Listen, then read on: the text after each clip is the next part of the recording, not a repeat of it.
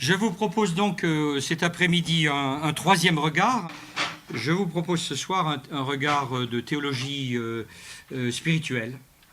Bien, alors les attentes spirituelles de nos contemporains. Guy terminait tout à l'heure en parlant de paradoxe, et moi je vais aussi recommencer en maniant le paradoxe. Je commence par deux citations que vous connaissez. Le XXIe siècle sera religieux ou spirituel ou mystique ou ne sera pas.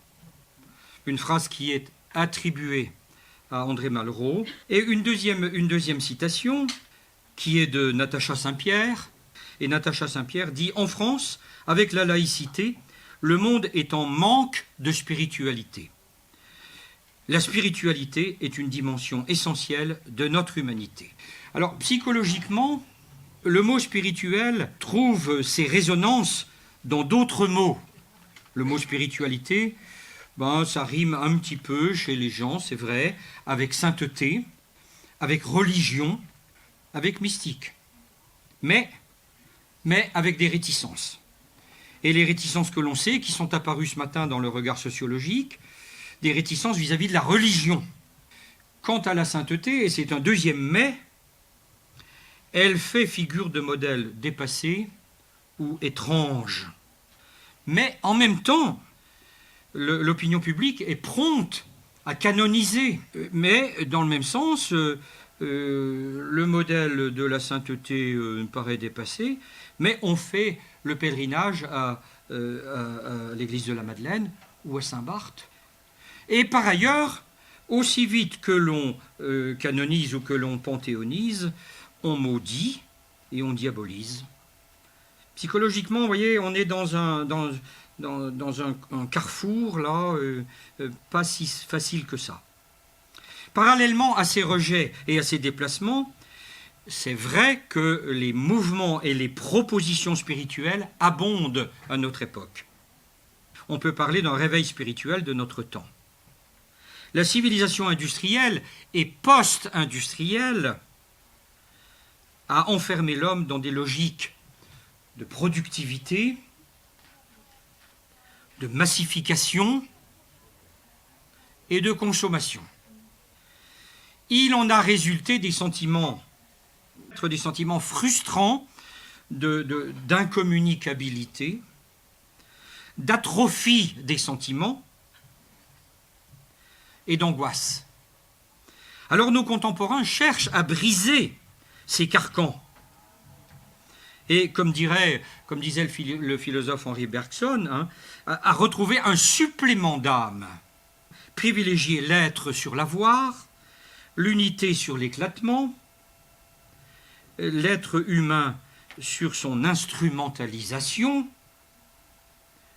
le temps et la durée sur l'immédiateté. Eh bien, essayons de voir quelques tentatives pour reconquérir une spiritualité qui semble menacée. Quelques tentatives.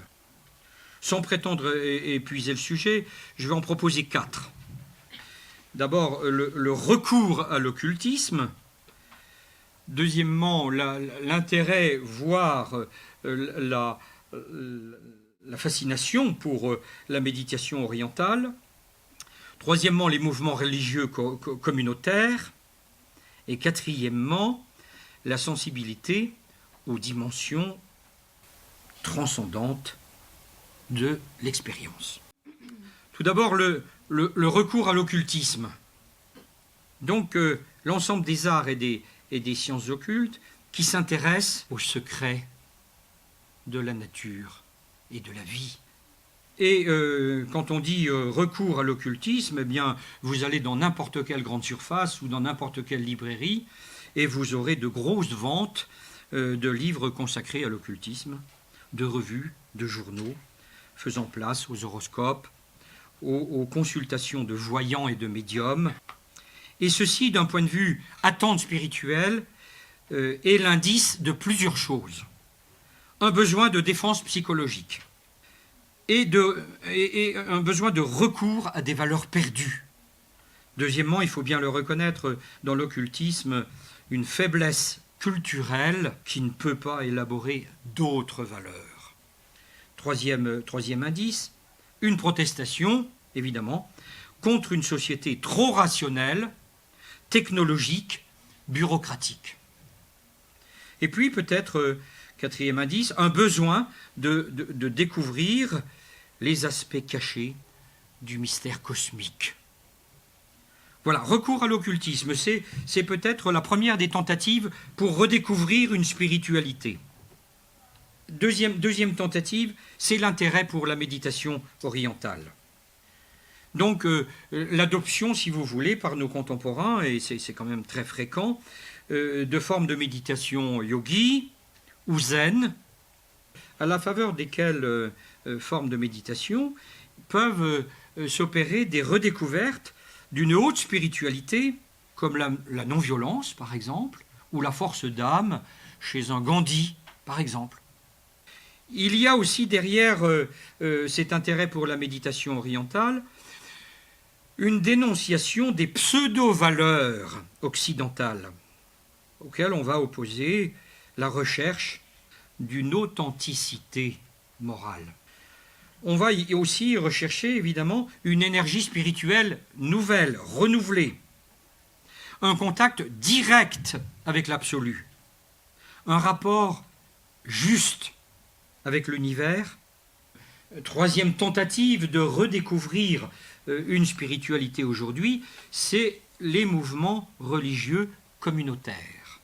Nous sommes entourés d'une floraison de groupes, de communautés, de mouvements de type religieux, souvent issus des églises chrétiennes. Tout ce qui tourne autour du renouveau charismatique, avec la prière dans l'esprit, la glossolalie, les guérisons. Avec parfois aussi, il faut bien le reconnaître, l'usage de la drogue pour stimuler l'expérience spirituelle. Il y a aussi tout ce qui concerne le témoignage dans le quotidien joyeux et actif. Je pense particulièrement aux focolari, par exemple. Ou l'engagement historico-politique dans des communautés de base. Ces mouvements religieux communautaires sont à leur tour une sorte de protestation contre la déshumanisation, l'hypocrisie, le dogmatisme de la société actuelle.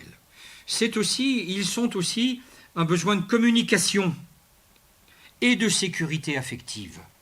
Un besoin aussi peut-être de s'insérer dans une dynamique culturelle et religieuse qui va nous aider à redécouvrir Dieu et des valeurs authentiques. Quatrième, puis je m'arrêterai là, c'est la sensibilité aux dimensions transcendantes de l'expérience. On retrouve aujourd'hui une ouverture au transcendant à partir de l'homme lui-même et de certaines de ses expériences. Une nouvelle conscience de l'humanité qui va petit à petit s'actualiser dans un vif sentiment de solidarité avec les moins privilégiés, dans une forte conscience d'être destiné, d'être appelé à une vie supérieure. Alors c'est une expression plus ou moins religieuse qui aide ou qui fait espérer la transformation de la société, ou qui fait espérer l'appartenance à un groupe thérapeutique qui va peut-être aider à la libération ou à la créativité humaine. Et cette expérience de la transcendance est aujourd'hui bien réelle, dans des expériences d'union, de totalité, de sortie de soi, d'une vie purifiée et renouvelée, voilà, sensibilité aux dimensions transcendantes de l'expérience. Voilà 4 tentatives de reconquérir une spiritualité dans une société ou dans une modernité ou dans une post-modernité qui la dessèche. Conclusion provisoire. Il me semble que la spiritualité contemporaine prend aujourd'hui une forme réactionnelle, à la fois contre la civilisation rationaliste et contre la religion. Contre la civilisation moderne et postmoderne, et contre la religion, notamment les religions institutionnalisées, ou dont on détecte, soupçonne, à tort ou à raison, une prétention au monopole de la spiritualité. La recherche, elle va être poussée dans deux directions. D'abord à partir de la question du sens. La question du sens est comme lancinante. Luc Ferry, L'homme-dieu ou le sens de la vie, dit rapidement, l'homme donne à lui-même sens à sa vie. L'homme est seul. Il prend la place de Dieu et le divin disparaît, ou plutôt s'humanise. Alors la spiritualité laïque est ainsi une éthique de vie qui trouve sa force en elle-même. Je cite là Henri Lot. Ou bien à partir de l'expérience de la présence. Et là je cite un deuxième philosophe, André Comte-Sponville, parce qu'il se reconnaît dans cette spiritualité à partir de l'expérience d'une présence ou de la présence. Et lui, il le vit dans ce qu'il appelle sa spiritualité d'un athée. Qu'est-ce que c'est? C'est un état d'ouverture, sans objet, où le moi est libéré de la conscience de son action, où le moi est libéré des préoccupations d'avoir à agir. Il est simplement ouvert. Autre expérience de la présence, plus récemment ouverte au grand public, et vous en avez entendu parler forcément, la méditation de pleine conscience. Elle plonge ses racines au carrefour du yoga, du bouddhisme zen, et d'un courant de méditation qui s'appelle le vipassana. Cette méditation de pleine conscience, qu'est-ce qu'elle veut? Qu'est-ce qu'elle cherche? Elle vise d'abord à un mieux-être psychosomatique qui réduit le stress, qui a des effets bénéfiques sur certaines maladies chroniques. La pleine conscience, qu'est-ce que c'est? C'est la conscience qui émerge du fait de poser son attention intentionnellement sur l'instant présent. Ça a à voir avec les attentes spirituelles de nos contemporains. Il y a des attentes chrétiennes, j'en ai parlé, mais il y en a d'autres qui sont non chrétiennes. Et de l'avis même de son spécialiste français, donc Christophe André, eh bien, à un moment ou à un autre, et c'est ça qui est aussi important, cette méditation de pleine conscience ramène aux questions métaphysiques et à la spiritualité. Et pour lui, elle n'est pas contradictoire avec une foi religieuse. Je viens de vous brosser quelques tentatives de redécouvrir une spiritualité par des gens qui en ont marre d'être vides. Et ils cherchent.